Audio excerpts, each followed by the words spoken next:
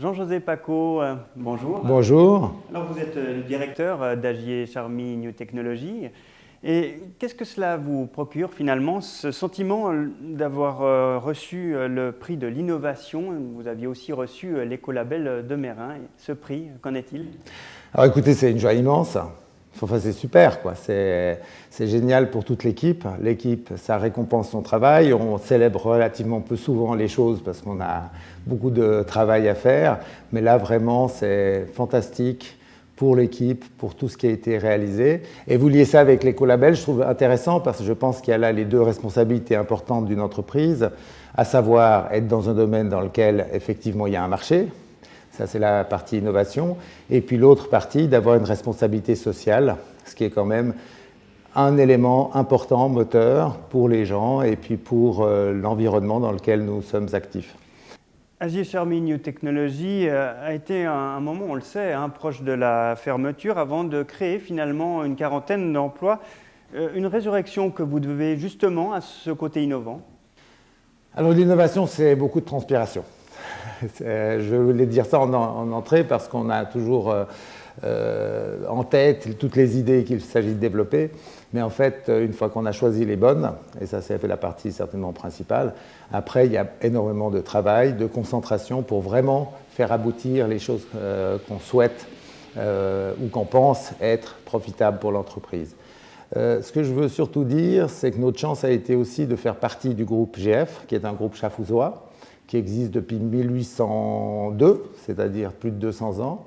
Donc c'est un groupe industriel qui sait qu'en temps de crise, il s'agit d'investir. Ensuite, il y a eu, comme dans beaucoup de cas, plusieurs éléments qui se sont mis en place. On a pu acquérir une petite structure française et qui avait développé une ébauche de solutions qui nous a intéressés. Et nous avons pu construire là-dessus, sachant notre connaissance des machines-outils. Donc là, il n'y a pas eu de souci particulier, mais on a pu, en une année, on avait déjà 3 machines qui permettaient de faire des surfaces décoratives au départ sur les pièces. Et ceci associé avec l'électroérosion dont nous étions les pionniers depuis 1950, il y a une proximité entre le laser et l'électroérosion. Dans les deux cas, il s'agit de sublimer de la matière. Donc, nos ingénieurs ont pu rapidement rouvrir un peu peut-être leurs livres et puis se rafraîchir un peu les idées sur les lasers, surtout que ceux-ci ont énormément évolué. Et puis, rentrer dans le train et créer un pôle de compétences. Parce que finalement, quand on vend des machines aujourd'hui à nos clients, ce n'est pas uniquement des machines où le client va voir ce qu'elle fait. Nous devons le démontrer.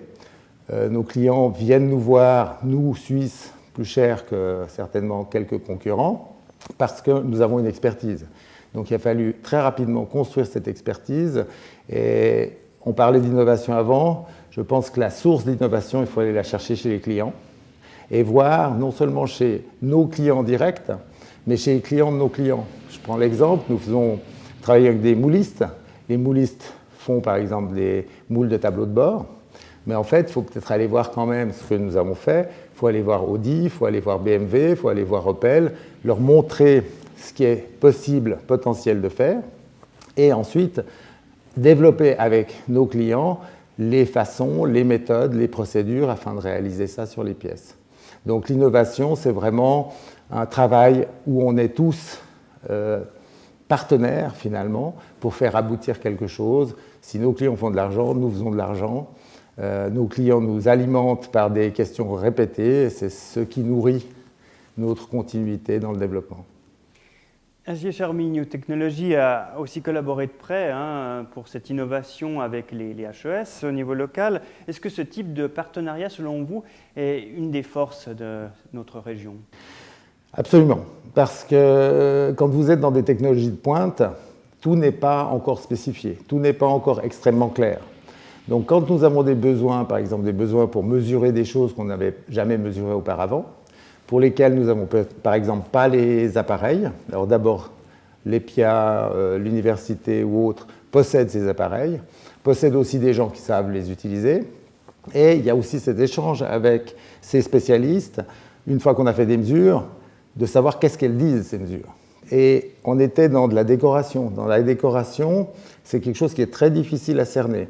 on est arrivé face à un mur, il n'y avait pas de définition bien précise de comment est-ce qu'on mesure une brillance, comment est-ce qu'on mesure un état de surface, une granularité.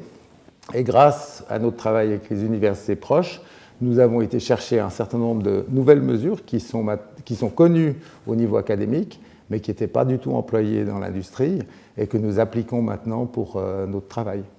Eh bien, merci à Jean-José Pacaud de nous avoir accordé cette interview et félicitations encore pour votre prix de l'innovation. Merci, super, merci.